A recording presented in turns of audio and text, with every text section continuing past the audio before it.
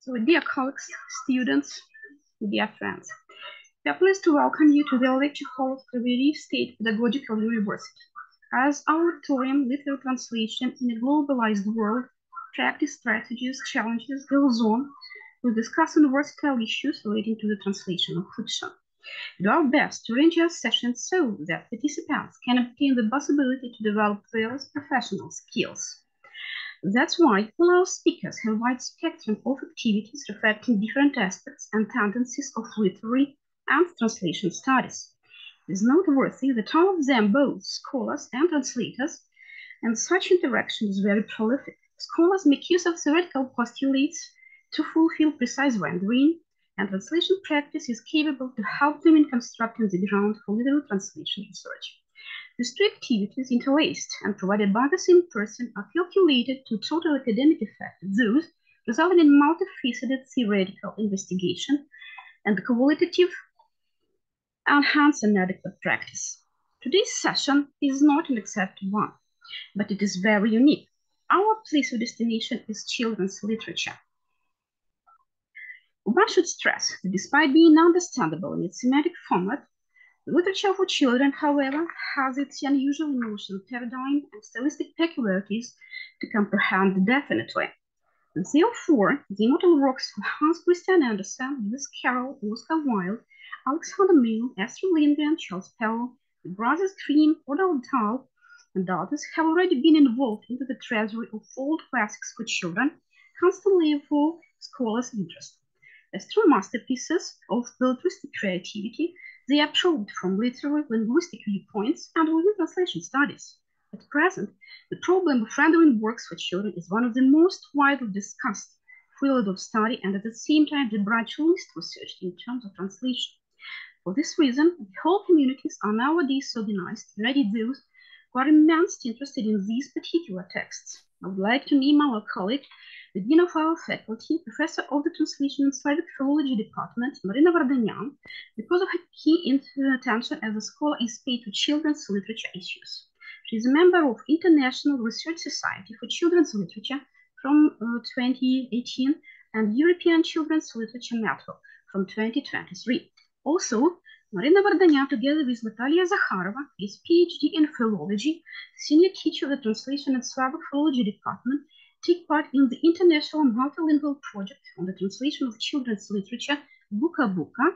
This is a platform founded by the Dutch organization that represents children's books in 24 world languages, and thanks to our translators' participation, Ukrainian is now among them.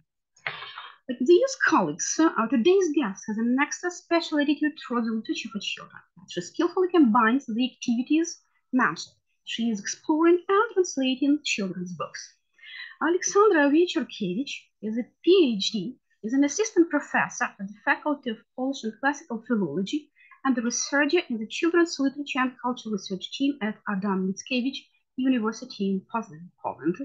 Her main academic interests include the theory and practice of translation and 20th century Polish and English literature. Her doctoral thesis is dedicated to the Polish translations of the Golden Age of English literature for children. She has authored 2 monographs and more than 20 academic articles in book chapters, and she's also a literary and academic translator. Her first work, a new translation of Peter Pan and Kensington Gardens by James Maybury, was published in 2018. Our session with Alexandra will consist of 2 parts, presentation and questions and answers. The presentation was nearly 60 minutes, and about 30 minutes will be given for questions. If you want to ask a comment, please write it in the chat or raise your hands. And as usual, I ask all my colleagues and students to actively join our discussion. So I have a deep pleasure to give the floor to our guest who will help us answer all controversial questions. Alexandra, the floor is yours. Thank you so much. Can you hear me all right? The first question. Yeah. Yes? Yeah, all right. Yes, great. Great. Perfect. I hope it stayed that way. Thank you so much for having me. I thank also Marina for inviting me.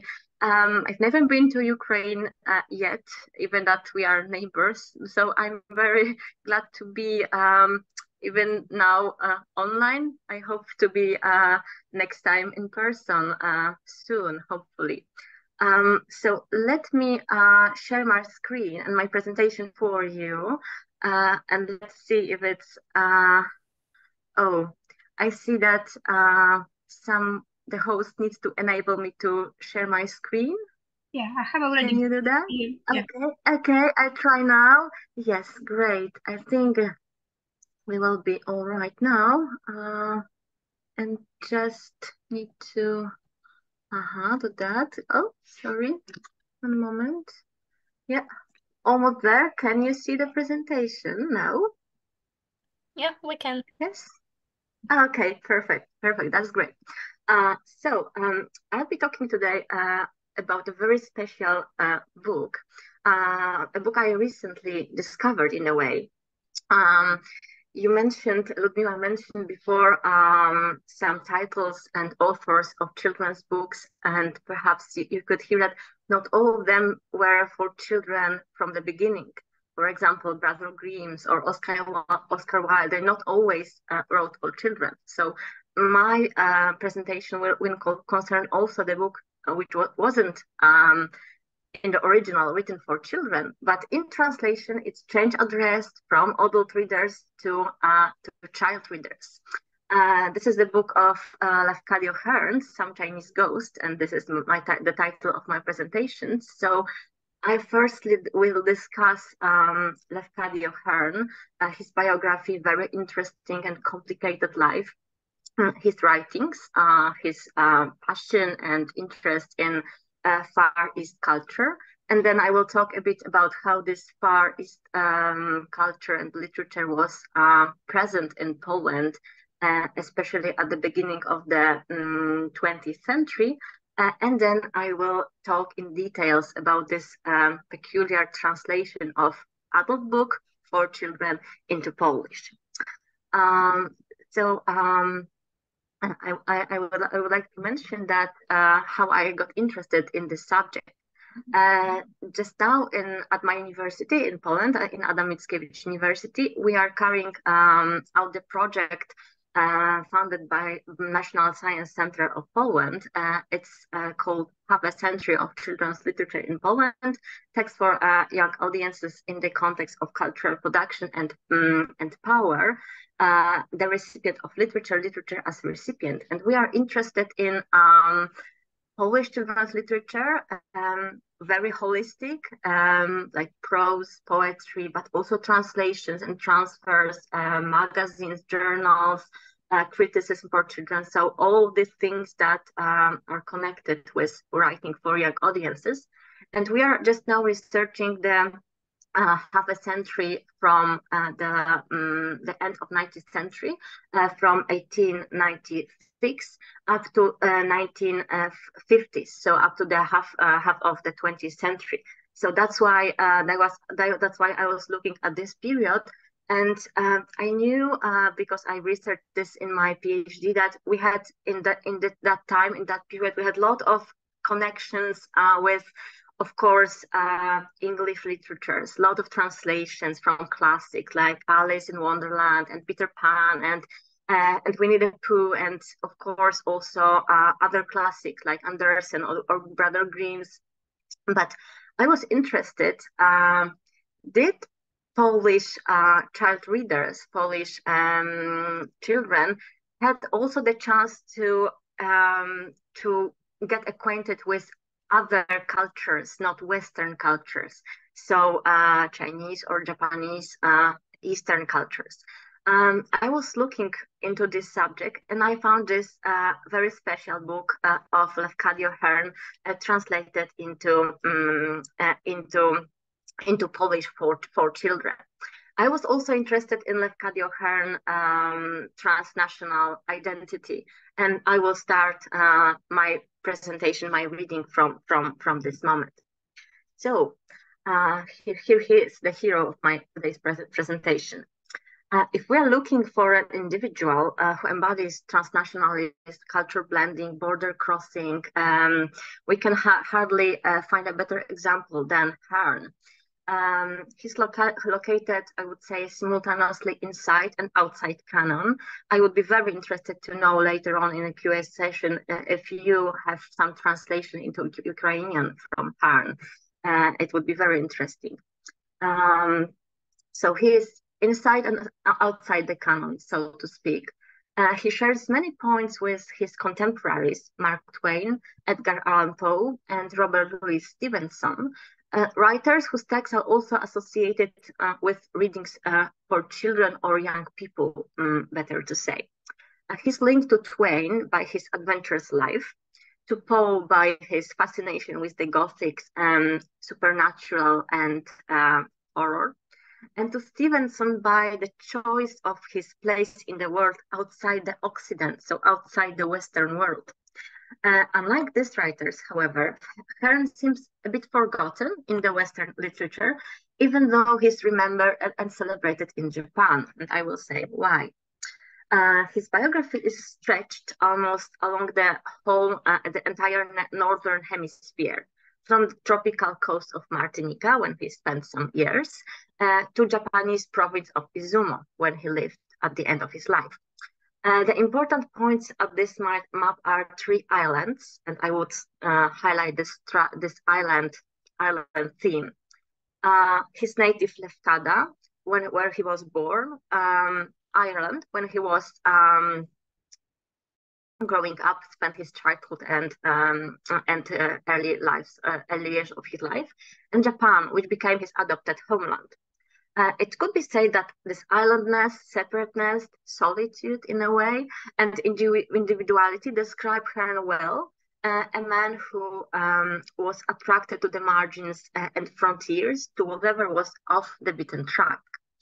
I would say that Hearn's identity can be compared to stay within this ancient Greek beliefs and culture, so Western culture for the beginning, to that of Proteus, a god of many forms and faces who could easily change shape. In his childhood and youth spent in Ireland, England, and Cincinnati in the United States, he was Paddy Hearn, a student and a journalist. In New Orleans, he reinvented himself as Lafcadio Hearn, an increasingly popular writer and translator, to complete his quest for identity as Yakumo Kozumi, a Japanese citizen. You can see this change in this picture, I hope. In his many travels, Hearn collected stories from different cultures and languages, attracted by the strange, the grotesque, the exotic, ghost stories, and ancient rituals. He actually wrote about this predilection of his in a letter to his friend William Douglas O'Connor. I think a man must devote himself to one thing in order to succeed. So I have pledged me to the worship of the odd, the queer, the strange, the exotic, the monstrous. Enormous and lurid facts are certainly worth of more artistic study than they generally receive. And he really did succeed in this endeavor of his artistic career. It could be said that in addition to stories, he also collected different identities, and his biography could be shared by several individuals. It was a very rich life. Lafcadio Hearn lived multiple lives, accumulating and incorporating many different narratives, until he created an individuality that was complex and transnational, definitely. His biography and identity are very much connected to his work, completing it and allowing us to appreciate his elusiveness. And it's very important in this, also the book I'm discussing today. He was born, Patrick Lafcadio Hearn, in 1850, on Lefkada, as the son of Irish military surgeon Charles Hearn and Greek woman Rosa Casamati. The very name he was given conveyed a sense of his dual nationality. So he was Patrick in honor to Ireland's best known, most notable saint, and Lafcadio in commemoration of the Greek island he was born on. It is worth noticing that Lefkada, this Greek island on the Ionian Sea, is in a way a symbolic place. So it lies at the heart of Western culture and civilization, where European literatures were in a way also born as or the one place from which they come from. It is also the island of Sappho, the Greek poetess you can see here. From the white rocks of Lefkada, according to the legend, she threw herself into the sea in her disappointed love. But it is close also, Lefkada is close to Ithaca, the island of Ulysses, which is synonymous with homecoming, and looking for oneself, one's identity. And in the sense, I would say that Hearn can be seen as a modern Ulysses, wandering in search of his own identity, but finding it outside his native Ithaca, or finding a new Ithaca in the east. Hearn is the Ulysses that does not return home, because he doesn't return to his Lefkada, but found another island to live on. Hearn did not stay long either on his own home island or in the company of his parents. By the time he was 2 or 3 years old, so really young, he found himself in Ireland in the care of his aunts on his father's side. As he wrote in a letter to William Butler Yeats, his countryman in a way, and already a famous poet then, he was brought by an Irish nanny who saturated his childhood with Celtic legend and folklore. He was sent to a Gothic Victorian school in a Gothic Victorian building, which influenced his love of horror a lot, of the Gothic. There, in a school accident, he lost one eye, and which is why we always see him in a photograph, in the pictures, facing us with his right profile, or with his eyelids down, so we cannot see the damaged eye. When he was 17, however, his aunt lost his fortune, so he moved to London and lived there penniless, in the margins of the society, like in the dark streets, like in the novels of Dickens. From London, from this hard life, he moved to United States. He really had all this, only this money left for his passage to United States. And then in Cincinnati, he was taken in by a printer, Harry Watkin, who allowed him to sleep on the piles of newspapers. And then he started to work as a journalist. His writing career started with bone-chilling stories, sensational reports from the crime scenes and dark corners of the city. But Hearn soon became interested in a new subject. America of the 1870s, so at the second half of the 19th century, was the melting pot of cultures, languages, and nation, mixing indigenous people, immigrants from Europe, and Black people recently freed from slavery. So after the war in America. It was a land boiling with folklore, stories, and peculiar belief, and it was something really for Hearn.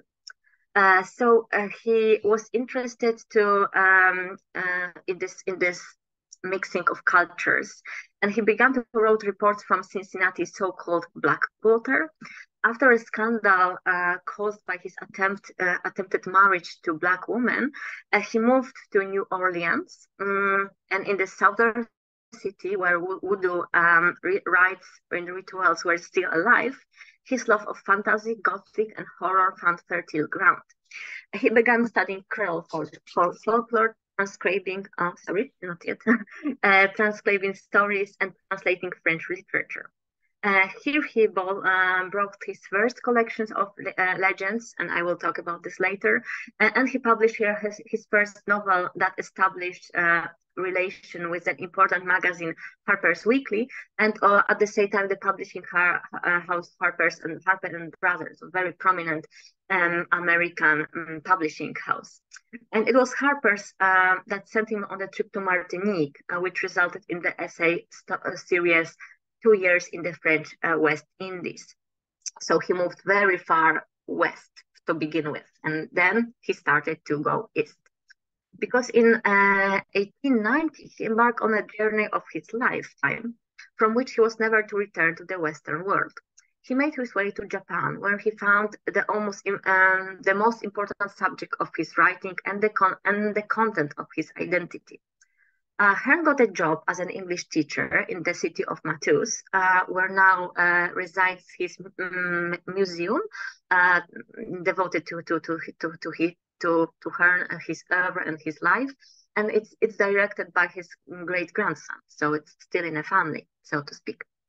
After a year, he married Setsu, the Japanese woman you can see here, who was a daughter of an impoverished samurai, so he was from an upper class.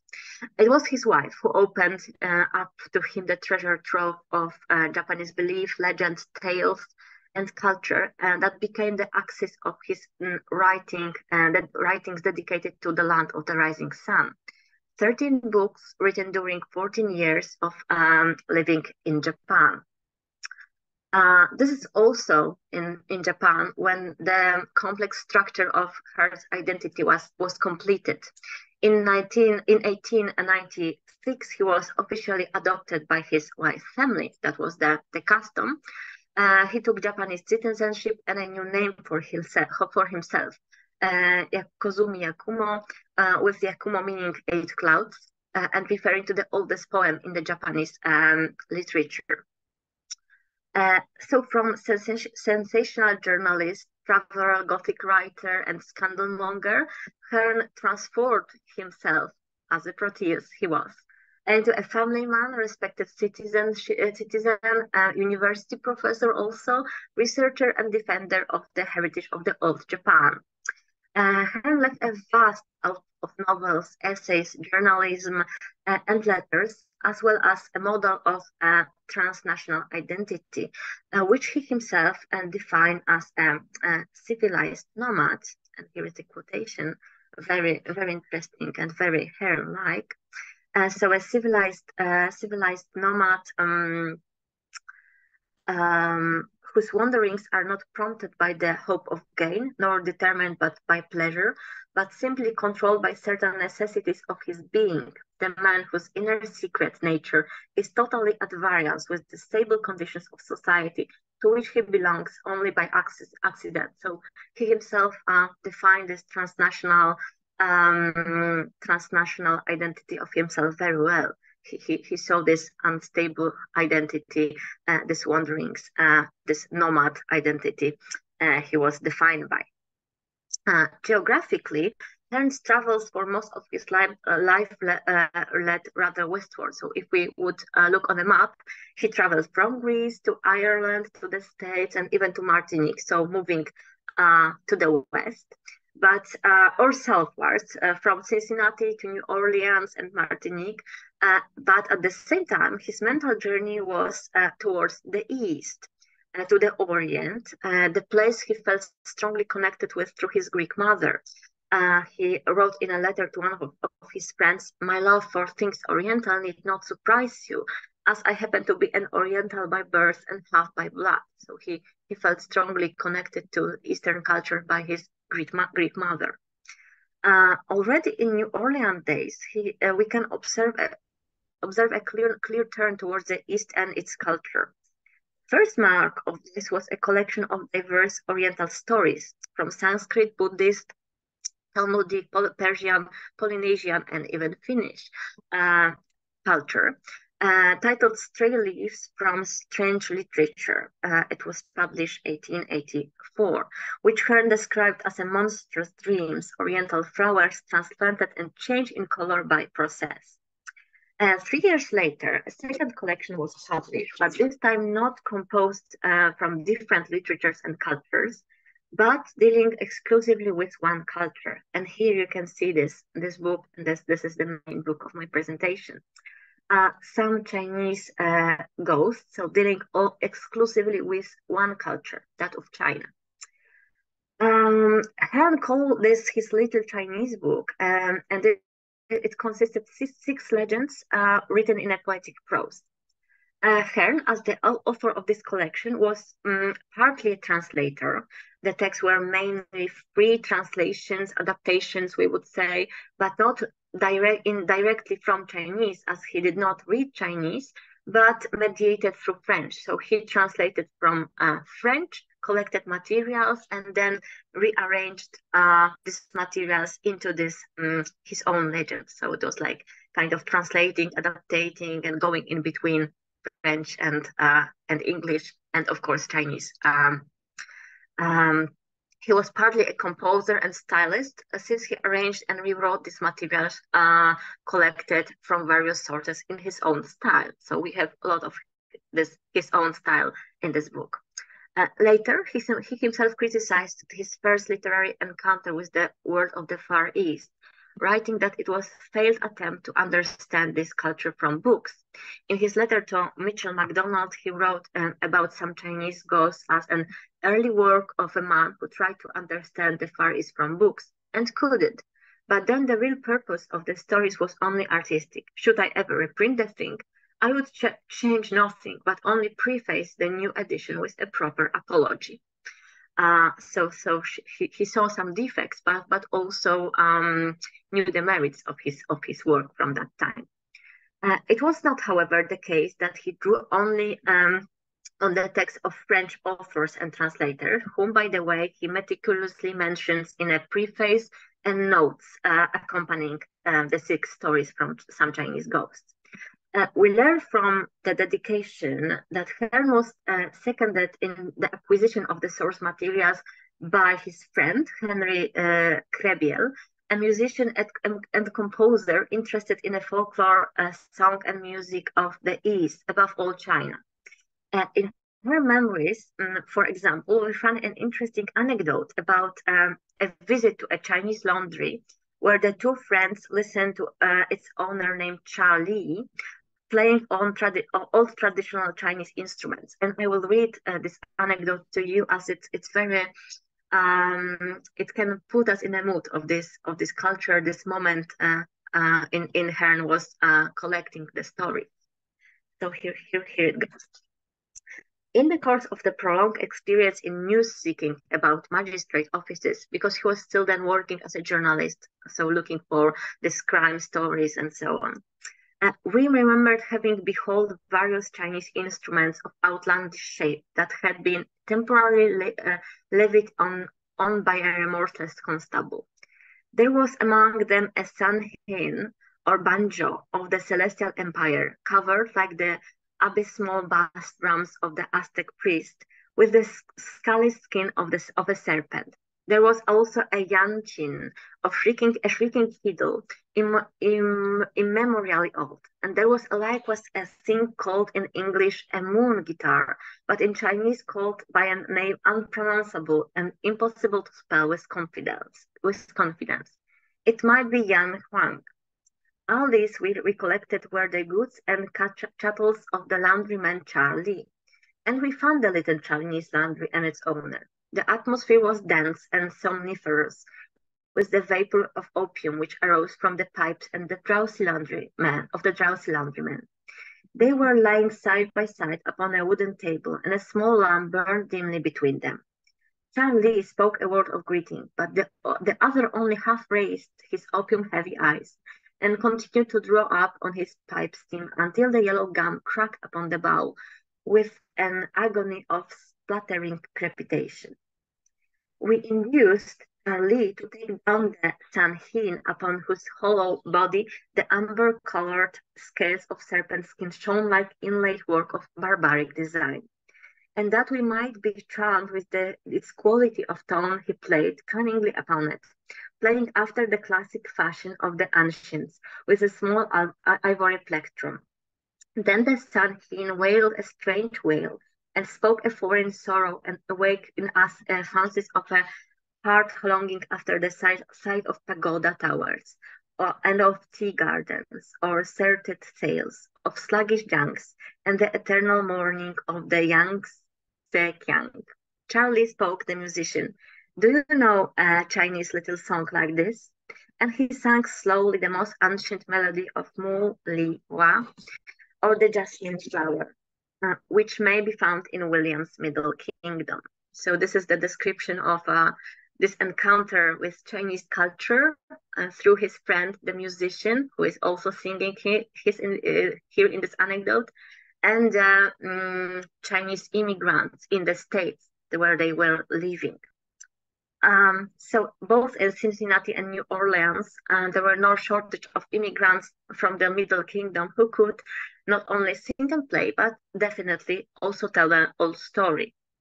And Some Chinese Ghosts includes 6 legends, and probably also collected in this way: the soul of the great bell, the story of Mingyi, the legend of Qinyu, the return of Yan Shiking, the tradition of a tea plant, and the tale of the porcelain god. The volume, which is extremely interesting and complex in structure, abounds in paratext, so the elements that Gerard Genet called thresholds of interpretation, since they are not belonging to the main body of the text, but introduce, as it were, the reader to the story. First comes the dedication to Hearn's friend Kriebel, so this musician mentioned in the anecdote. And it is deliberately imaginative, mysterious, and poetic, infused with Chinese words, which alludes to the anecdote from Charlie Chinese Laundry episode I just read. So we read in the dedication: to my friend Henry Edward Kriebel, the musician who speaking the speech of melody unto the children of Tianhia, unto the wandering Tsingyin, whose skins have the color of gold, moved them to make strange sounds upon the serpent-bellied San Hien, persuaded them to plant for me upon the shrieking San Hien, prevailed on them to sing me a song of their native land, the song of Moli Hava, the song of the jasmine flower. The dedication is a good example of how Hearn saturates his text, these Chinese ghost stories, with references to Chinese culture. So we have this quite a few of Chinese words, of course, transcribed into English, and we must remember that we already know the anecdote about this laundry episode, but the readers didn't know the anecdote. So for them, it was totally strange with different difficult sounding words that they totally didn't know what they mean. But the explanation of these Chinese words Hearn uses here in this dedication can be found in the glossary at the end of Some Chinese Ghosts.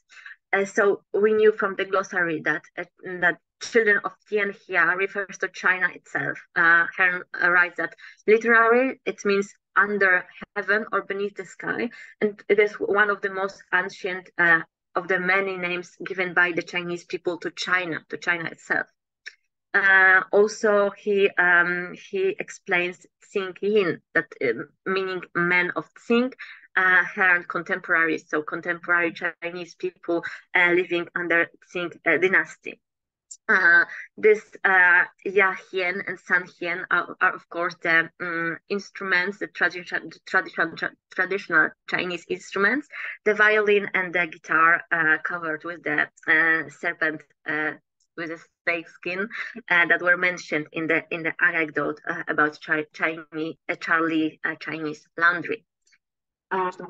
So this dedication is quite a good example of mingling Chinese culture into the English text.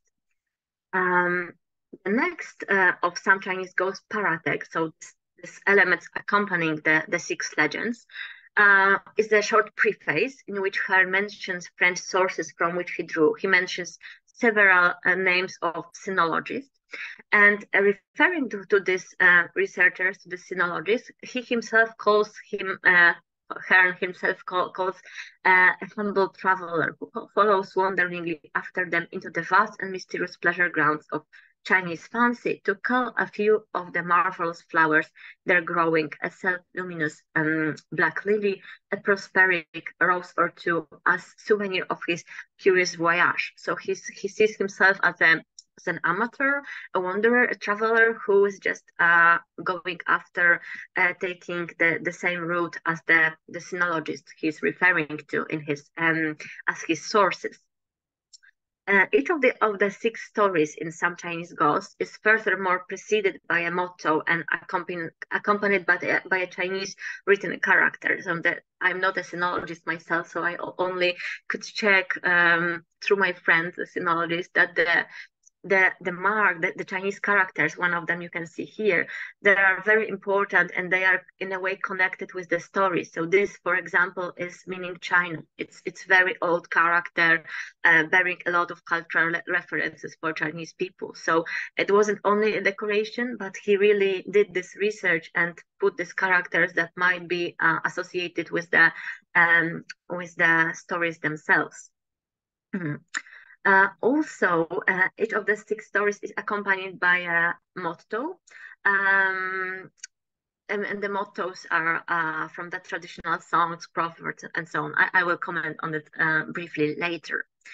Of great importance are the last two paratexts, the notes in which he elaborates on the sources he used, and the glossary, which is certainly the most interesting for readers unfamiliar with the Chinese culture and literature, such as, for example, myself, as it explains the meaning of Chinese words related to religion, beliefs, and customs used in the stories. So we have all these elements, these paratextual elements, beside the 6 stories. So that was our original. Now let us move to the Polish reception of Hearn's work in the context of children's literature. The turn of the 20th century in Poland witnessed an unprecedented flowering of interest in Eastern cultures, and it really was very popular then in Poland. Arts and design and furniture, it was something fashionable to have some, for example, Chinese or Japanese designs in a room when you were, of course, living in you could afford this kind of finery. This popularity began with visual arts, but soon spread into literature to such an extent that in 1926, we saw in Poland the publication of Polish Japanological Bibliography. So the book devoted only to other books and references and works that were referring or dealing with Japan. So this is extremely important here that we have the biography published at the beginning in the 1920s, at the beginning of the century. The interest in Chinese culture and literature was somehow less pronounced, but also noticeable. Enthusiasm for the Eastern heritage soon extended to children's literature, for example, in such publications as you can see listed here. Bajki japońskie, Japanese Tales Collected for Children by Leon Stenklar from 1904. Starzec i kwitnące drzewa, bajka japońska po polsku wierszem ułożona. Old Men and Blossoming Trees, a Japanese Tale in Polish Verse by Leon Rygiel from 1922. Duch wierzby, legendy i baśnie japońskie, The Spirit of the Willow, and Japanese Legends and Tales by Maria Juszkiewiczowa from 1925. Or Momotaro, syn brzoskwini, Momotaro, the son of the peach, from 1926. And this is the only one that was actually adapted from Japanese original by Adama Motlińska. So the translator could read Japanese. And that wasn't always the case, of course. As for China, there were fewer publications for young readers, and these were mostly traditional translations of novels or stories set in China, but written by Western authors. For example, very popular author in Poland at the beginning of the 20th century, Karol May, wrote a novel Qianglu, or the Highwaymen of China, and this was translated in 1909 by Jadwiga Bohuszewiczowa. Also in 1930s, we had the published story U Chińczyków among the Chinese, which was translated from Czech, from Bogumił Stacny, by Alexander Arzt. And the translation of Hearn's Chinese fables, this bajki chińskie, Chinese fables, the translation from Some Chinese Ghosts, by Brzozowska was also in this category. So the books about China written by Western authors, not by the Chinese authors themselves. Hearn's work, because I mentioned that he wasn't really a children's writer, the children's author. He was writing for adults. He was writing some essays or novels on Japanese and Chinese culture, but they wasn't from the first time like for children. They were only changes addressed in Poland in the translation. So his works came to Polish publishing market also in the first decade of 20th century. He was quite popular then.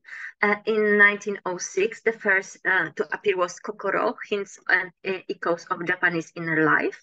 The original was published in 1896 in an indirect translation from German by Dionysy Zaleski. So we didn't translate from English, but from German. This was a very usual case in Poland, that this indirect translation from some other languages than English, for example. And the same translator published also some 3 years later collection Lotos, Rzut oka na nieznaną Japonię, so the glimpse of unfamiliar Japan, with the original was published 1894, and also through German. Hearn's third book in Poland, published in 1913, was Bajki chińskie, Chinese fables, translated by L.M. Brzozowska.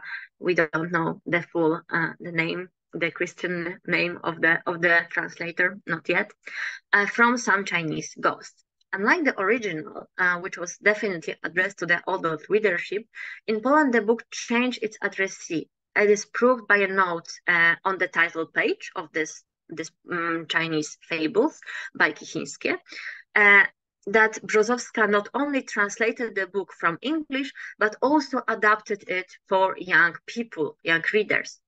And the change of reader address is also indicated by the publishing house. It came out in a Warsaw publishing house, Przyjaciel Dzieci. That means children's friend. So we knew that this was definitely the publication for children.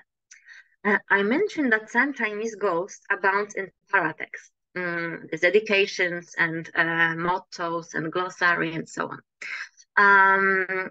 And the Chinese characters at the end of the chapter. All these original elements, with 1 or 2 exceptions, did not appear, cannot be found in Brzozowska's book, and this Chinese fables. Instead, another interesting and very significant paratext appears, a short preface by the translator, which provides an insight into her intentions and the purpose behind her work. So I will read an excerpt for you in my translation from this Brzozowska's preface to her work. By translating these tales for you, my aim was not only to provide you with a collection of new and interesting stories that will undoubtedly occupy and entertain, but I also wanted to give you an insight into the soul of this distant, so little known to us, and so peculiar a nation. So you will learn from them. Do the Chinese feel as strongly as we do about the beauty of nature? What do they believe in? What is the attitude of parents towards their children? Without the principles of Christian religion, do they recommend revenge and hatred? Or on the contrary, love and forgiveness?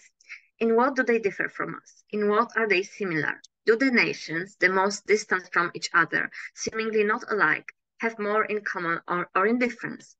I would be glad to receive an answer to all these questions from you. By pondering them, you will derive a genuine benefit from the reading.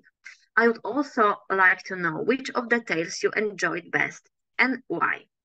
So this is what Brzozowska wrote in her preface.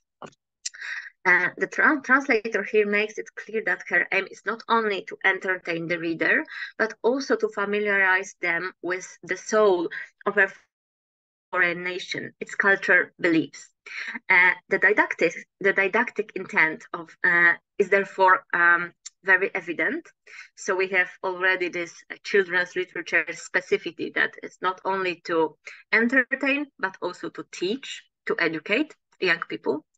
And also the comparison is important, whether nations distant in terms of geography and religion, culture, share similar values. By asking these questions here in the preface and guiding the reader to the certain problems and topics, the translator, I would say, relies on their intelligence and comparative ability. So she does not provide the readers, the children, with the ready answers, does not impose her point of view, but sees them as equal partners in a dialogue about a culture that was indeed very distant to Polish children at the beginning of the 20th century. Because if the text would be addressed to adult readers, we could presume that they had some knowledge of China, of Chinese culture, because of this strong interest in Chinese and Japanese culture.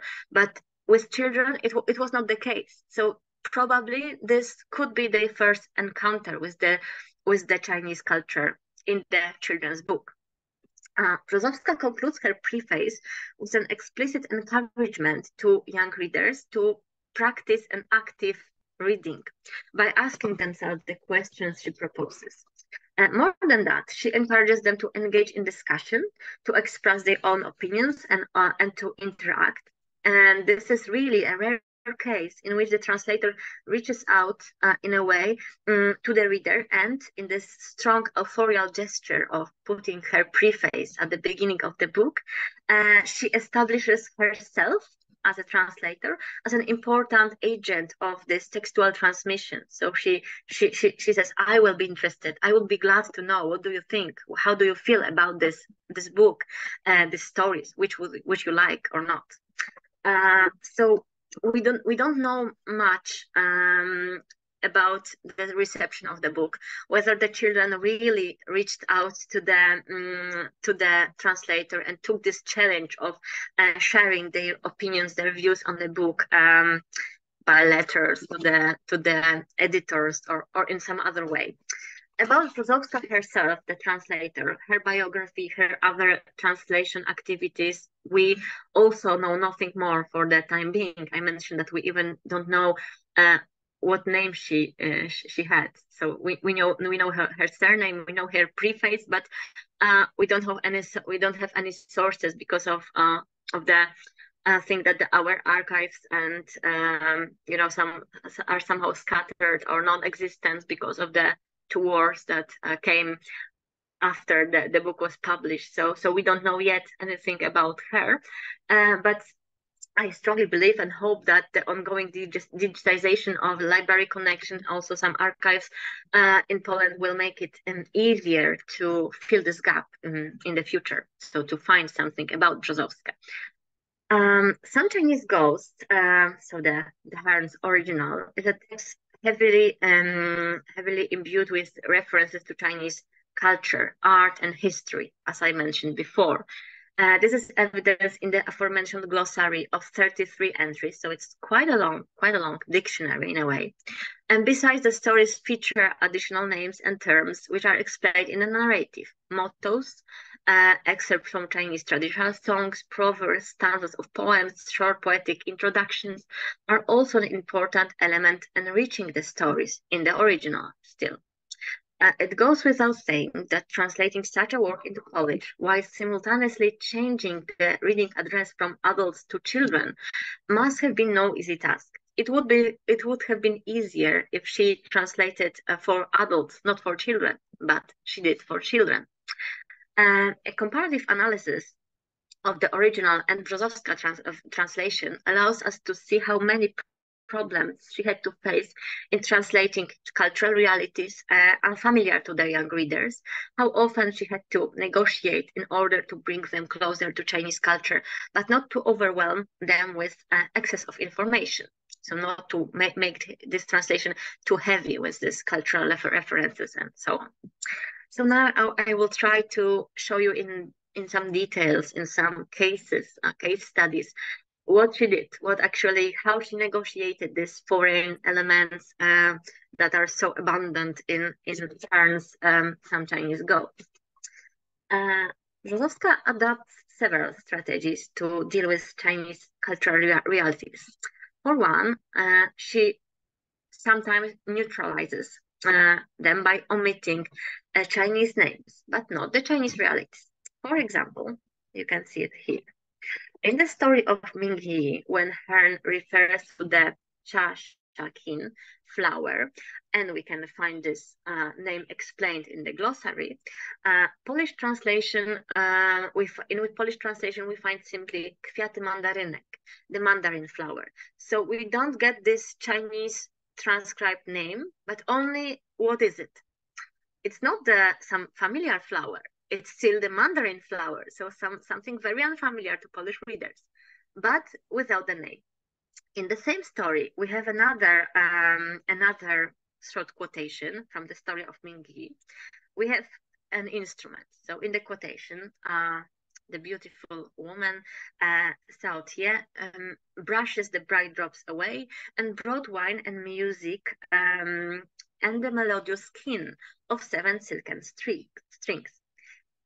Here, Hearn mentions skin or queen. This is the traditional instrument which names is often translated as Chinese lute or ancient lute. And Brzozowska translates is like otarła jasne oczy, przyniosła nuty wino i nuty, dźwięczną lirę o 7 jedwabnych strunach. So the melodious or sonorous lyre of 7 silken strings. So here again, we have this this name omitted, skipped, but we got this explanation. What was this element? And more of these omissions, this skipping, can be found in the tale of the porcelain gods. This is the last legend, the last tale, and here, in this passage, Hearn describes the porcelain maker, who was the most cunning of the Pei Se Kong, the men who marry colors together. Of all the Huo Yang Kong, who draw the shapes of vase decoration. Of all the Hui Se Kong, sorry, my pronunciation of Chinese is perhaps not the best, but still, who paint the enamel. Of all the Tian Cha Kong, who brighten colors. Of all the Xiao Lu Kong, who watch the furnace fires and the porcelain ovens.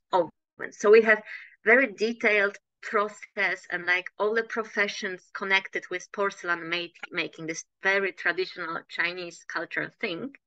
And we have these professions named in Chinese, transcribed in the way, of course, not in the Chinese characters. And Brzozowska translates this passage very briefly as tu był najzdolniejszym ze wszystkich malarzy, garncarzy i wypalaczy pracujących w porcelanie. So she only mentions that he was most talented of the painters, potters, and burners working in porcelain. So you can see how much she omits, how many of these elements of Chinese culture she omits, but still it's not a domestication, not yet. She's still just mitigating these foreign elements not to overwhelm, I would say, the reader, the child reader, with all this information. That was her choice, her strategy. But interestingly, not all of the expressions referring to or borrowed from Chinese culture are omitted or neutralized by the Polish translator.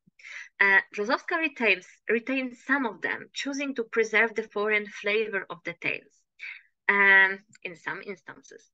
It is clear that Brzozowska makes use of Hearn glossary in this work. So she had this original, she had this glossary, and could use it, could work with this. Some Chinese words, this is another strategy of supplementation, are not only retained, but also supplemented by brief explanation in brackets within the narrative. let us look now at the following extract from the legend of Chinyu, which tells us the story of a son undertaking slave labor to earn money for a decent burial for his dead father. And I will read it to you. While it was yet the design only, the pious rites were performed. The silver coin was placed in the mouth of the dead.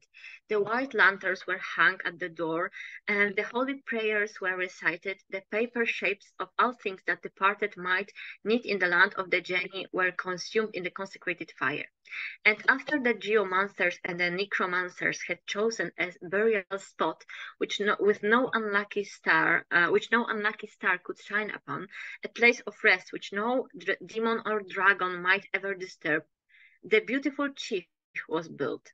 Then was the phantom money strewn along the way. The funeral procession departed from the dwelling of the dead, and with prayers and lamentation the mortal remains of some good father were borne to the tomb. So you can see the original here, the description of the rites. Of elaborate Chinese burial rituals, which culminate in the building of the tomb. So I bolded this beautiful chich. In the Polish translation, Brzozowska meticulously preserves all the elements of the funeral rites. So the prayers and the silver coin and the white lanterns, the shapes of papers burned in a fire. All these elements are preserved, so the reader can know about the rites from this. And she also retains this Chinese term for a tomb, translating it as zbudowano piękne cich, dom nagrobek. You can see it here. The unfamiliarity of this word is on one hand mitigated by the phonetic change. So it's not by ch, by ch. There is a Polish sound in this, so it is easier to pronounce for Polish readers.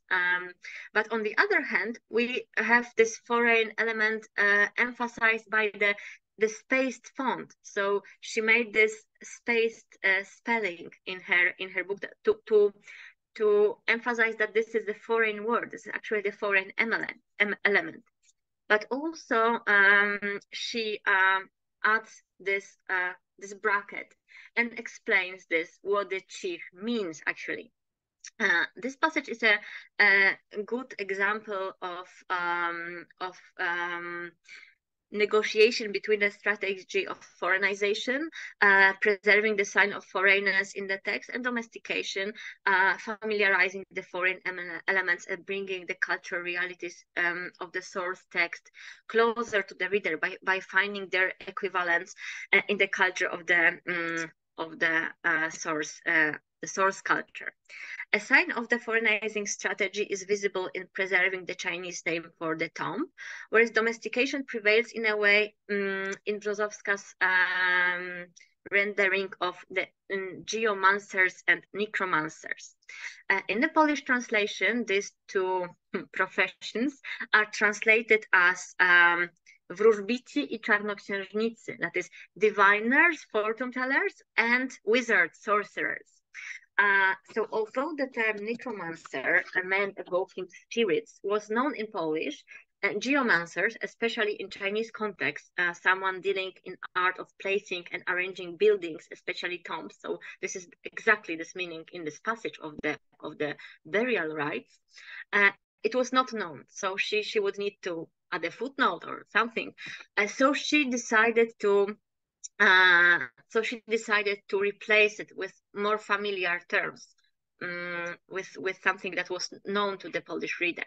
And of course, this bracket, this explanation, the supplementation, dom nagrobek, this house tomb, was added by Brzozowska on the basis of glossary. So we can find in Hearn's glossary and the explanation of the chich, that chich means the tomb, the house, but the tomb more like.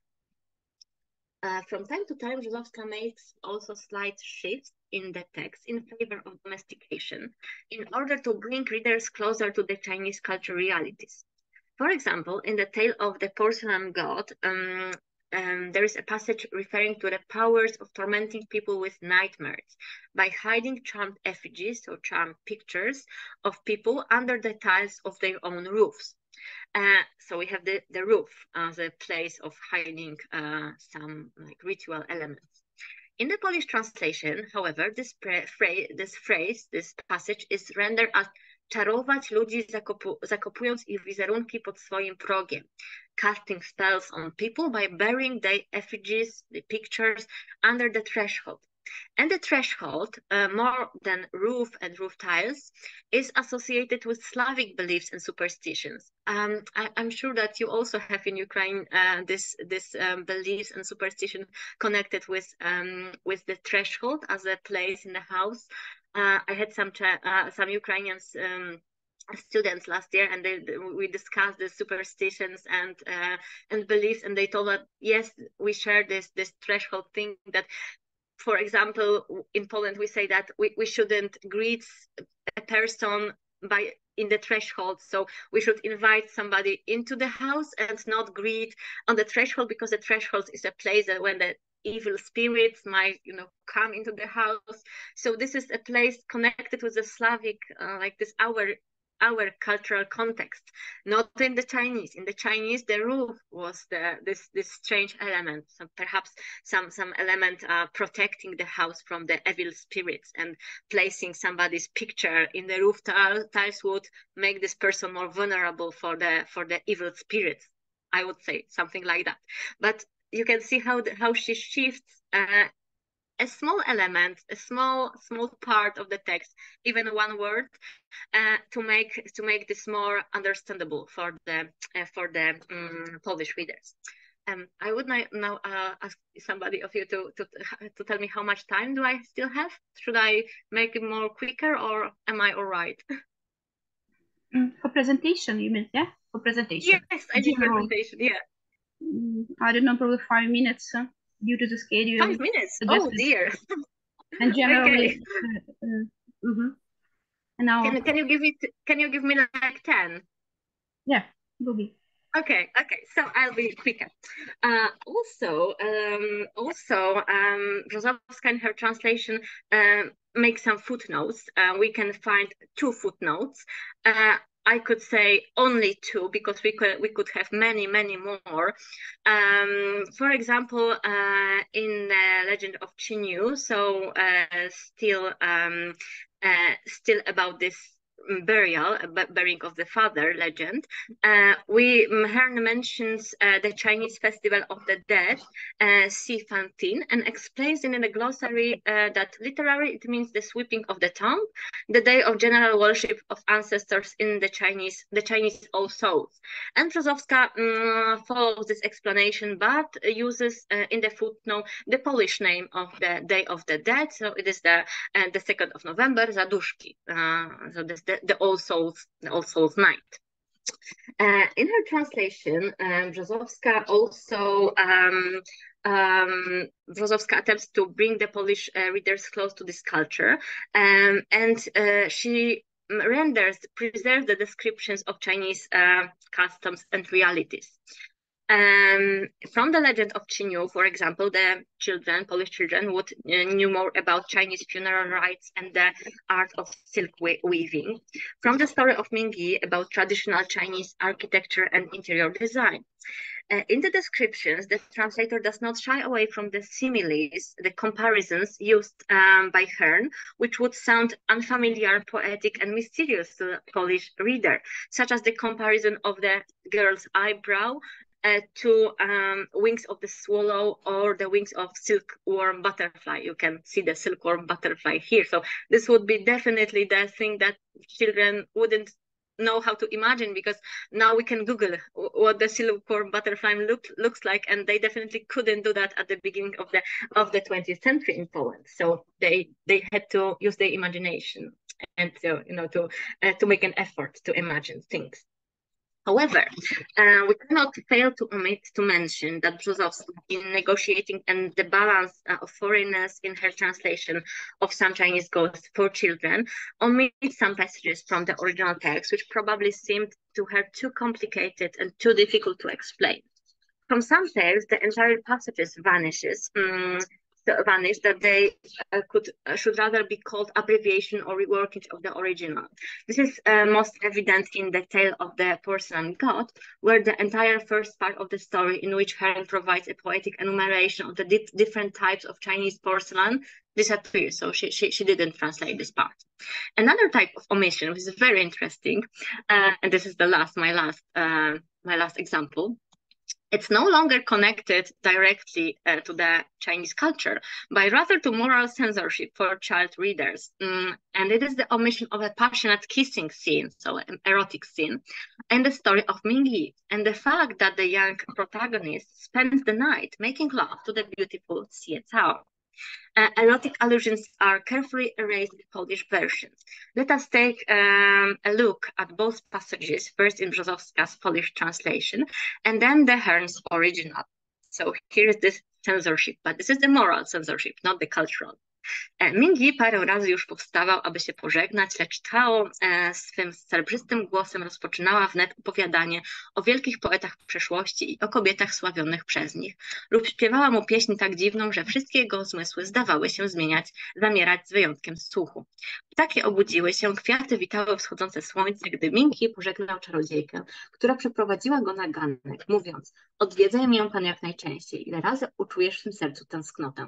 Wiem, że nie należy do ludzi lekkomyślnych, którzy zdradzają tajemnice, lecz będąc tak młodym, może zapragniesz zwierzyć się komu. Przeto pamiętaj, że tylko gwiazdy wiedzą o naszej znajomości. Nie mów o niej nikomu i przyjm tę drobnostkę jako pamiątkę przyjemnie spędzonego czasu.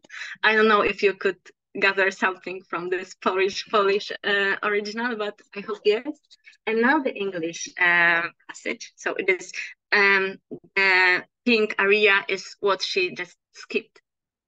So I will only read this skipped passage. And at last, as she paused to pledge him, so after the hero tries to leave the beautiful sorceress, and he brings some more wine, and then at last, as she paused to pledge him in a cup of wine, Ming Yi could not restrain himself from putting his arm around her round neck and drawing her dainty head closer to him and kissing the lips that were so much ruddier and sweeter than the wine. Then their lips separated no more. The night grew old, and then they knew not. So they are kissing, they are staying together through the night, making love, and so on. Now, the Polish translator omits the entire passage of this kissing, and her translation just stops when she's singing. So that's it. That's what the child reader gets. And interestingly, I don't know if you could pick this up, but Brzozowska ages his protagonist. So in Hearn's version, Xie Cao, here in this dialogue, she addresses him as "dear boy, come hither as often as you are able." And in Polish version, she addresses him as pan. So sir, like he's older, he's much older. I would say that this change is presumably intended to distance the protagonist, so this hero of the story, from the child reader. So the protagonist is drinking wine and making love and indulges in the passions, and the child reader should not, presumably. So she ages this hero. And also we have all this sign of making love erased. I'm colored also here our love and our happy night in the English original, and this is in Polish supplemented with the love with our acquaintance, so not so intimate connection as love, acquaintance, nasza znajomość, and our happy night, so our nasza szczęśliwa noc, is our time pleasantly spent together, so miło spędzony czas. This is quite different. Yet Brzozowska succeeded in conveying a lot of atmosphere of Some Chinese Ghosts, as she slightly changes the the order of the stories. And I would say that she does this also because of the child reader. So you can see here the order of the stories in the original and the order in her translation. So she moves the legend of Chinyu, so this legend of the son working for his to earn money to bury his father. This is the first story in the translation, and on the soul of a great bell and the story of Mingi, so this with this kissing scene, is only come after. I would say that Brzozowska chose the less drastic story to open her volume, because the first story in the Some Chinese Ghosts is about a girl who sacrificed herself to, she's jumping into the melting pot, and she's like giving herself to make the bell. So she's becoming the soul of the bell, to save her father, but she's really sacrificing her life. And in the story of this good son working for his father burial, it's not so drastic. So I would say that she just makes this shift to accommodate children's sensibility in a way, in her opinion. But also she makes a very, very special change, and this is the quotation mark here.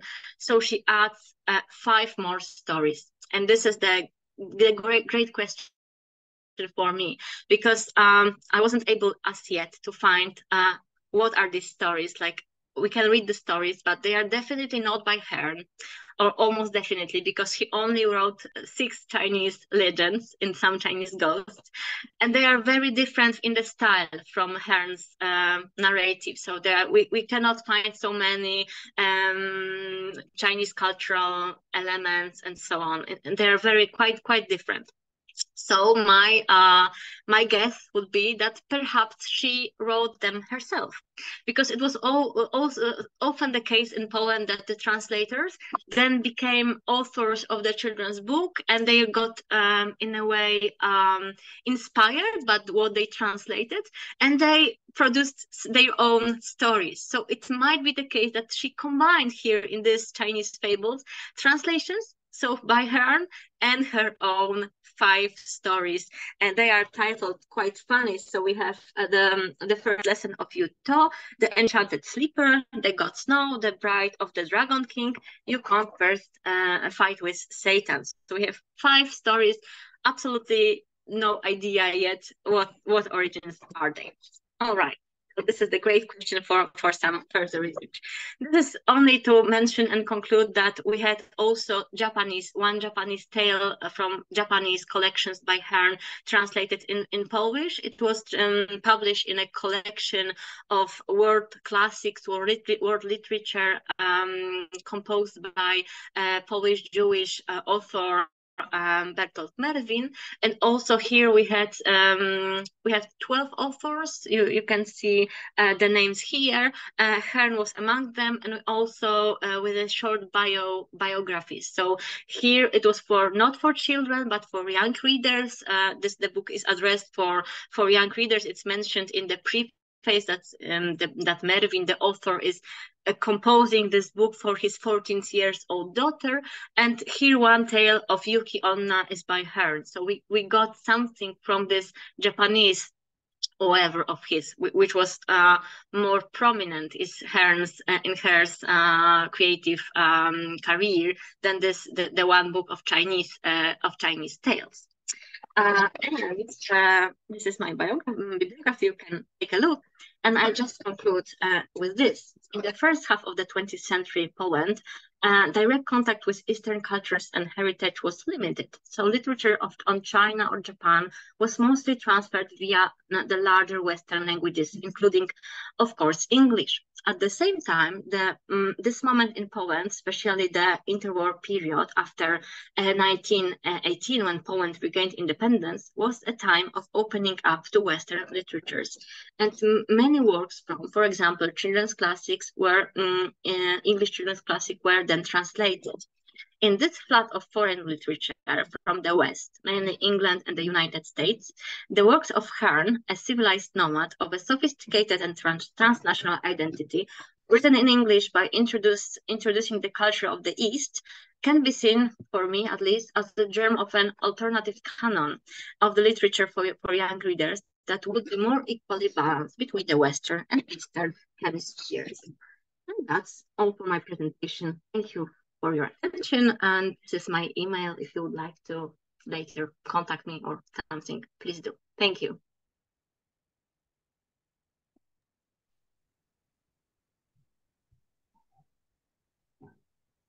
Thank you, Alexandra, for your informative presentation. Should I stop the sharing now? Mm-hmm. Okay. Mm-hmm. Oh, here we go.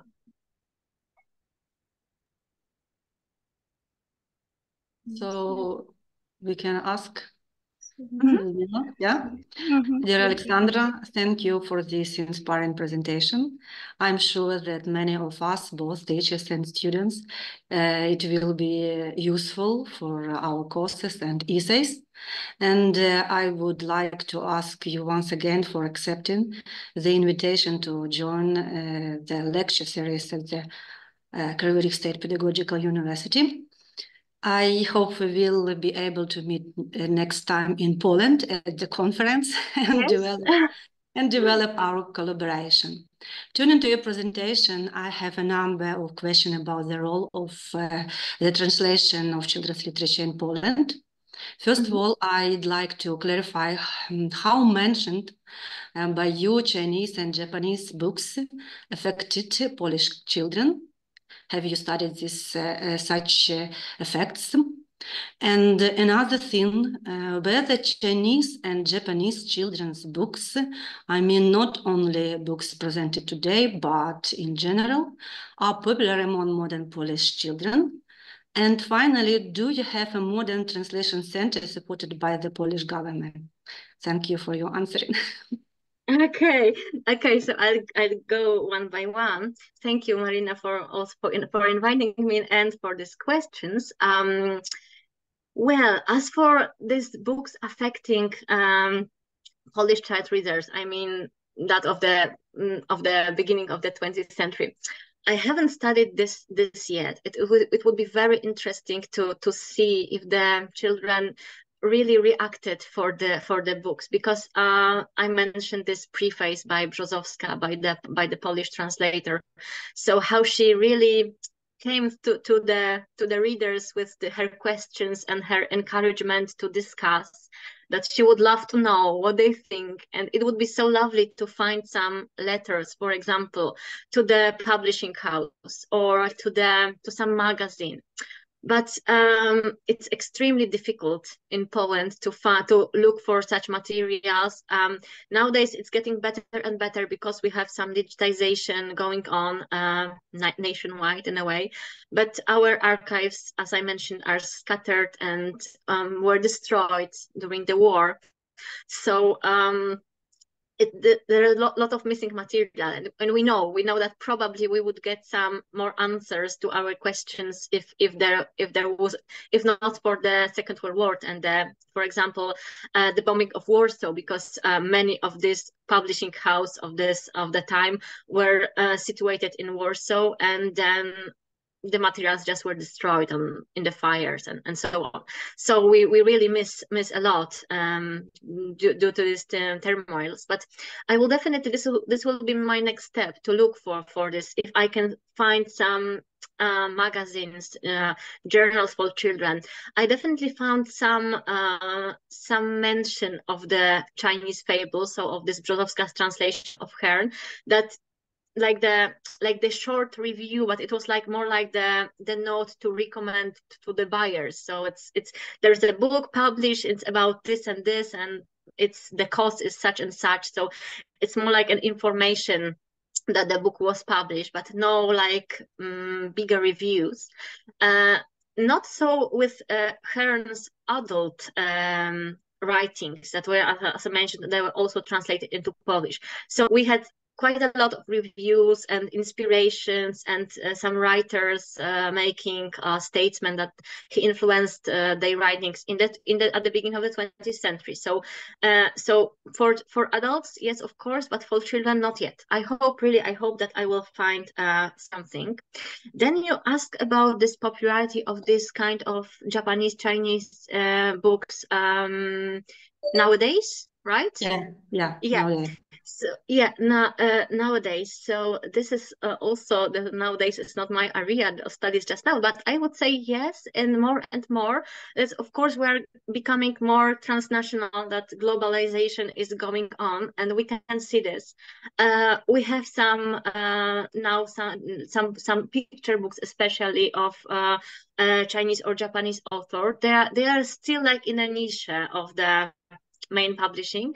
But for example, from my childhood, I do remember a collection of Chinese legends. It was quite Chinese or Japanese, were they? I can remember just now. I remember the cover and some legends very well, and it was a bit like this. So some legends, some tales, traditional tales collected in one book. So I would say that it was a very similar publication to this very first this Chinese fables I was discussing. So yes, I think that more and more they are becoming popular.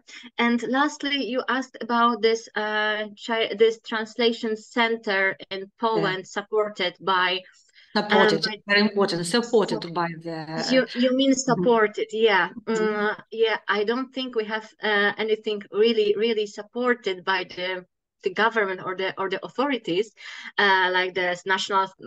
I am like presenting from the National Science Center. Of course, that's different. That is supported, but I can mention that we have. The Translation Association, the Literary Translators Association. It is very like active organization. So it's not supported externally. I'm sorry to say, maybe it will be someday, but it's an organization of literary translators, and it's doing a wonderful job with the visibility of translators. So, for example, they are fighting the cause of translators being put on the covers. We have the whole campaign in Poland that tłumacze na okładki, so translators on the covers. So let translators be on the covers on the book that they translate, so that they are visible, that they are there, that they are discussed, and really this institution is quite visible in this job. So let them keep going with a good job. Thanks.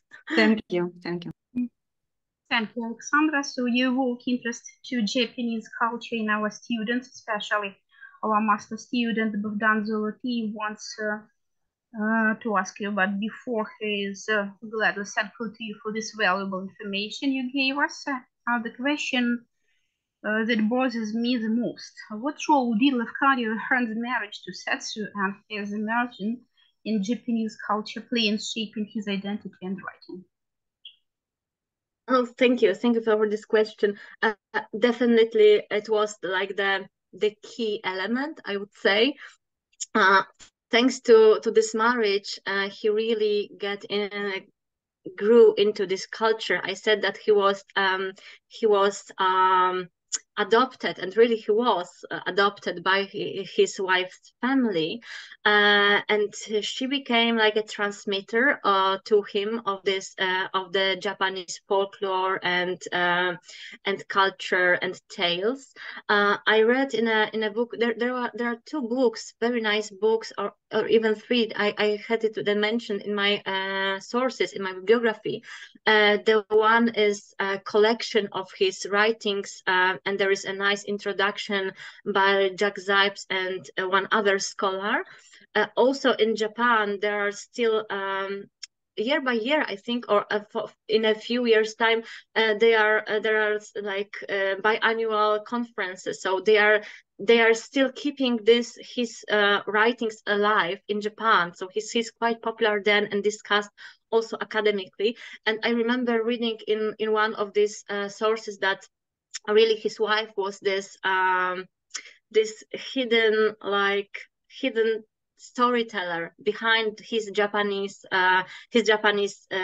books, his collection of stories. So not the Some Chinese Ghosts I was talking on today, because he collected the materials years before he went to Japan.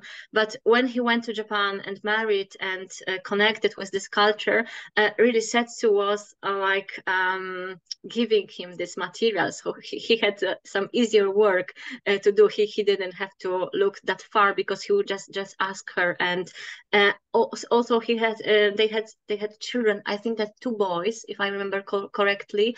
He had definitely a great grandson living and directing his museum now in Metsue. So I would say that this storytelling, this telling the tales to the children, also might have a say in his writing career in this Japanese context. Thank you very much, Alexandra. So very interesting message we have in our chat. So it is from Poland Alександри Вєчоркевич, the chairman of translation and the philology department. He is also a great connoisseur of literature. That's why he wants to express his sincere gratitude to you for the interesting lecture and for the extremely important theme you raised, as childhood is the initial and incomparable period of a human life and experience. The impressions and excitements of childhood tend to influence not only the direction of life in future, but also its content. And I believe that this is not our last meeting, but not the last discussion in the context of children's literature. He thanks you for cooperation with us and wishes you peace, success in your work further on, and personal happiness. Also, he wants to be thankful to Marina Volodymyrivna for her opportunity to organize this meeting, as she is usually direct her own context with scholars from different countries to the Ukrainian academic audience and community. So, and moreover, as a true expert in literature, also he is interested in the following: what book you read as a child impressed you and probably influenced forming your worldwide priorities, and why is this particular book? He's very thankful and is waiting for an answer. Okay, so this is also for me, this question about, the most important book in my childhood. Let me think. I would say, I don't know if you know Bolesław Leśmian. This is the Polish poet of the 20s, of the interwar period, and he's also wrote poems for adults. But he wrote an exquisite collection for children. Like he was in a way, that's interesting. I never thought of this before this question, that he was in a way like Hearn himself, because he also transcribed and translated Arabian Nights for children in Poland. It was like Klech Sezamowe. So, but this was, for me, this was not this book. He also wrote a beautiful ballad, long poem about Parisada, the princess. It was also in a bit connected with maybe with Russian culture, because she was like a Tsar's daughter in a way. And there was she had this phoenix, the magic bird, with her, and this was like beautiful imaginative world, and in a beautiful poetic language. So for me, of course, I read the classics. I read I don't think I read like Alice in Wonderland. I definitely read Peter Pan sometimes, but it's interesting that, you know, I'm now a literary scholar, so I deal with poetry and so on. So perhaps that was the time when it began for me, by reading this poetic, very imaginative tale for children written by the distinguished Polish poet. So I'm not sure if this translated into Ukrainian so that you can actually have a read, but it would be nice to have this translated. Yeah, definitely, because Leszmian was also a translator. He translated I think from a bit from Russian, a bit from English. He translated Edgar Allan Poe, for example. So that's interesting. If we could find a connection here, if we could translate Leszmian into Ukrainian again, so you could see what was my most important book in a way. But thanks, that was interesting question. Some journey to the childhood for me. Thank you for an answer. So again, you see our translator student, Daria Rico, also wants to ask something. So Dasha, please, you're welcome. Yeah, first of all, I'd like to say thank you for such a good presentation. You know that some things were really simply, but they were really important for us to hear as for students or maybe for future translators. And I've got a question. Those books, those stories, tales, they are really old and they were translated a long time ago. And now it's like a 21st century, and the children and adults are different in compare with those times. And I'd like to say is that Chinese culture, as you said, that people used to be interested in that, but now are they interested now, like adults and children? Is it popular these nowadays or not? Thank you so much for this. Yes, I personally wasn't interested in this modern, like very recent culture, but for example, my husband, he grew up on anime. So this Chinese, Japanese stories and comics, and he's very he knows a lot actually. When I ask him something about Japanese or Chinese culture, he said, "Oh, I remember because I read this in or watched this, and this is such and such character and such legend or myth or something." So definitely yes, but in this different area, probably not so much this legend in this kind of volumes as I read as a child, but more like in this different medias. So I would say that definitely yes, the anime and the comics and the stripes. This is extremely popular for young people nowadays also, and of course they have much more easier way to get to this material. So they even don't need the translators anymore, or they need the translator to English. They just read. My husband read some of these stories in English as they came out in English, not in Polish. So the globalization and this transnational issue is still going on.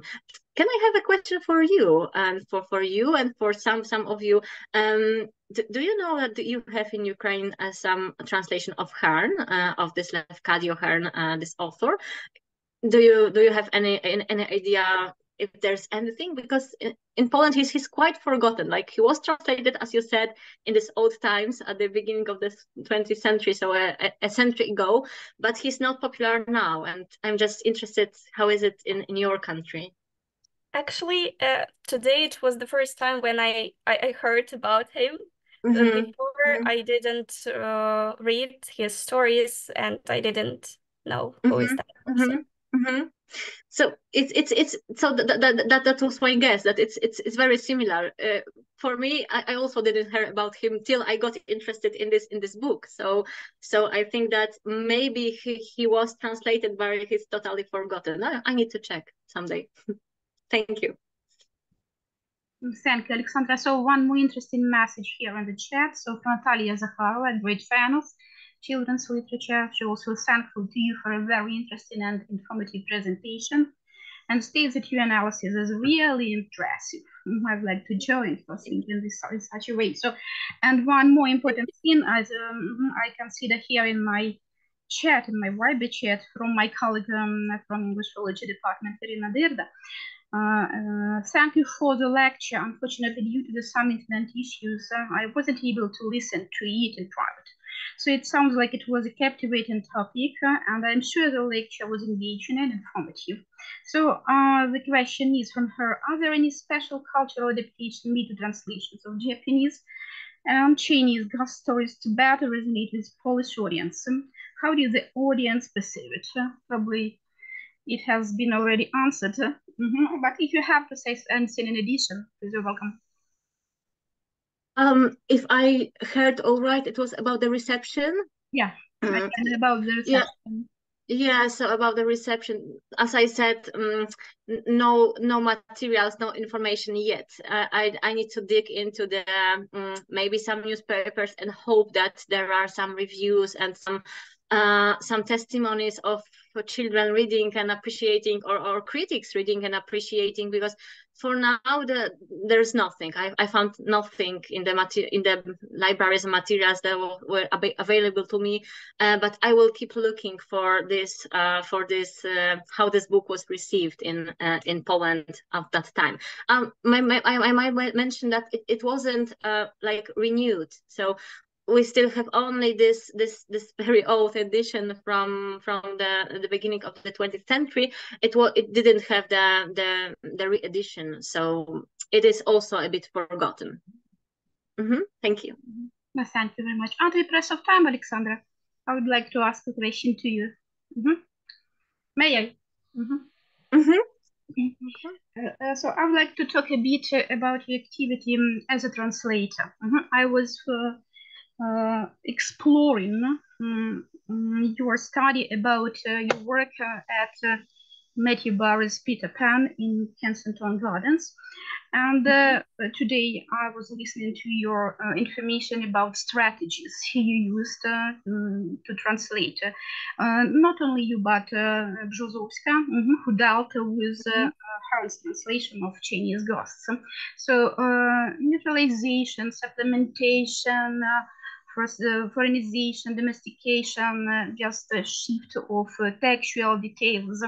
So everything is okay, but what about your personal approaches towards Barr's Peter Pan translation? So are these the same Brzozowska used, or are there any particular mechanisms, your personal mechanism you apply for translating Peter Pan? Thank you. I just mentioned that I translated Peter Pan in Kensington Gardens because, as some of you might know, Barry wrote 2 books, mainly more, but yeah, not this Peter Pan with Neverland and Wendy and so on, but Peter Pan who is living in Kensington Gardens. It's an earlier book, and it was also a bit forgotten in Poland. So this Neverland narrative is more popular with children and so on. So you ask about my strategies and are they the same or not?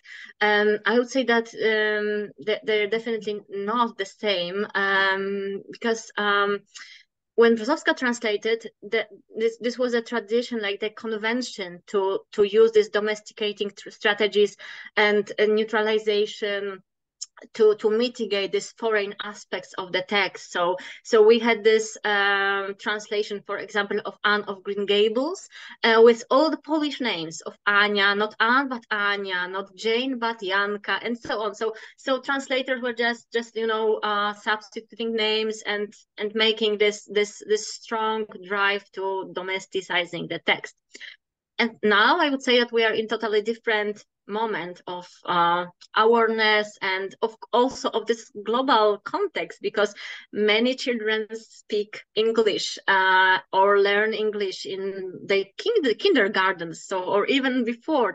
So they're very familiar with this context. So I had a easier task than Brzozowska, because this wasn't such a distant culture. British culture from the beginning of the 20th century, and not the Chinese from the centuries ago with the legends. So I definitely had the easier task, and I tried to leave as many marks of foreignness, of this original flavor in the text as I could. So all the names, for example, are retained in English, except for Peter Pan. So this was one compromise I had to make for the sake of the tradition, because we have this translation series, so many translations of Peter Pan, like Piotruś Pan. So we have this Piotruś, not Piotr. So the name is in diminutive.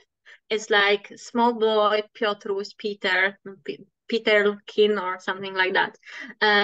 So I left this name in this Polish tradition. But all other things like Kensington Gardens, and of course I translated Kensington Gardens to Ogrody Kensingtońskie, but the place is London, and all the other things are really tried to retain. I also paid a lot of attention to the narrative, because the narration in Barry's text is very complicated. Sometimes we can hear like the child's voice in this narration, and the narrator is adult for most of the time, but sometimes we can hear that like this adult is going back into his childhood and uses the child's language. So I really tried to preserve this kind of narration specificity of Barry's text. And one more thing, quickly, just to sum up this my strategy was that I also provided the reader with an afterword, and the translators afterward, in which I not only discussed like a bit of Barry's biography, relevant, very much connected and relevant to this particular book and his creation of Peter Pan and so on, but also I discussed some of translation problems, and I tried to show the readers that, look, this is the translation, so it wasn't written in Polish, and what I had to do, I had to in some way make it accessible to you, and what I did was such and such and such. So I'm really all for this kind of marks of translators' presence, that like Brzozowska did in her preface. So here I am the translator, and why I translated this text and what I did was such and such. So that was my strategy. So in a way similar to Brzozowska in this authorial gesture of visibility, but different in this strategy of domestication and foreignization, definitely. Thank you very much. You actually have stolen my observation about Peter Pan and about proper name, because to me the Piotruś Pan sounds like a naughty Polish boy. Also, I read much about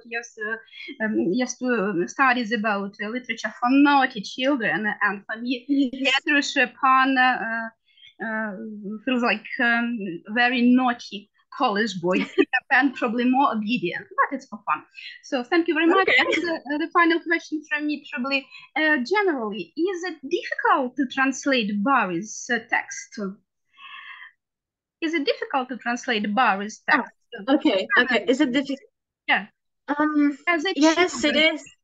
Yes, it is. It is because I don't know if you studied Barry's biography and Barry's other works. I wrote my PhD also on Barry's. It was a very long-lasting relationship for me with Barry and his texts. And his texts are so saturated with his biography, with different, even with some quotations from children he used to know. It's so connected to his life and the people he knew and so on. So I really wanted to also to preserve this. So that's why I chose to make this, to write this afterward, because it's very important, and the readers in original can get to this, and I wanted Polish readers also to get to this. So this connection between biography and the book makes things difficult. He's not so very difficult in a way when you, for example, compare him to Carol, to his puns and nonsense and wordplay and portmanteau words and Jabberwocky and all the things. This is the really hard work, like on the language level, on this linguistic level, that you need to find and create the puns and so on. With Barry, no, we have very few of these puns or wordplay in Peter Pan. but we have this narration, this complicated narration between child and adult, which really constitutes the atmosphere of the book, because it's nostalgic, but it's funny, it's poetic, but also in a prose. So this is different type of difficulty. But I would say yes, it was really fun for me to translate, and I also translated. It's not published. I translated as a part of my PhD. I translated the play, so the Peter Pan or the Boy Who Wouldn't Grow Up. The play was published in 1928. It was also published. There's only one translation into Polish of this play, and I made that too. I hope to publish it someday. It was such fun because there are, it's totally different. There are like rhymes, and pirates are singing songs, and there's quite a lot of humor. So in this text, humor was also very important. So many different types of difficulties for translators, I would say. Thank you. Thank you very much. And the very last question, I think, yes, if it is not a secret, what are you translating now?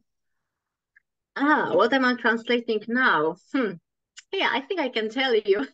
I'm working on The Wonderful Wizard of Oz. I have a cooperation with a very nice illustrator, the lady illustrator from Krakow, who illustrated the Nutcracker, for example, and some other classics.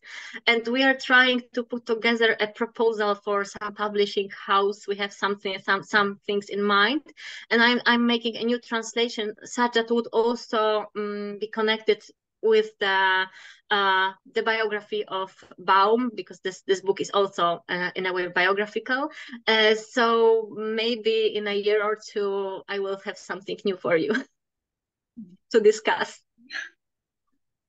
We look forward to discussing some more translation with you. So thank you very much. So thank you. So no more questions, no more commentaries. So I think we're pressed of time. Thank you, Alexandra, one more time. And I was listening to you. I was looking for a special word to characterize our today's session. It was mesmerizing. I think it's just the very qualifier for the lecture dedicated to children's literature, and especially to the atmosphere created by Chinese and Japanese tales, especially when it is translated from language to language. And it's very special, specific, and I think it's, you tell that it is not very difficult, but I think it is rather difficult, especially for the second time. It will be will be easier for you to deal with this material, but being a beginner, I just know by my own experience, it's not so easy as it seemed at first glance. But thank you very much. We appreciate you as a personality who manages to combine both activities in your work academic. I mean, being a scholar, being a translator, it's very productive. It's very efficient, and I think we are to look forward to seeing you in some time. As Marina Volodymyrovna told, probably some cooperation will establish and something like that. And that's why I think it will be very interesting, very informative, and very remarkable, I should say. So if you don't have any questions more, so I'm very thankful for coming, our participants. I'm very thankful for Alexandra one more time for representing such a beautiful lecture, and the professor of translation and Slavic philology department Natalia Kudryavtseva is again applauding to you. It costs much. And I think that the only thing which is left is to announce the next our meeting. So it will be in spring, in a month. I thought that it would be held in April, because it will be dedicated to Shakespeare, because everybody knows that Shakespeare time is April month, but some changes happened, and it will be at the end of March. But nonetheless, it is Shakespeare, the great genius, so he can overcome all time and place barriers and boundaries. So thank you very much. Thanks to all of you, and all the best to all of you. And see you in a month. See you in March. Goodbye. Thank you for having me. Thank you. Goodbye. Bye. Bye, Alexandra. Goodbye. Thank you. Goodbye. Goodbye. Thank you. Goodbye.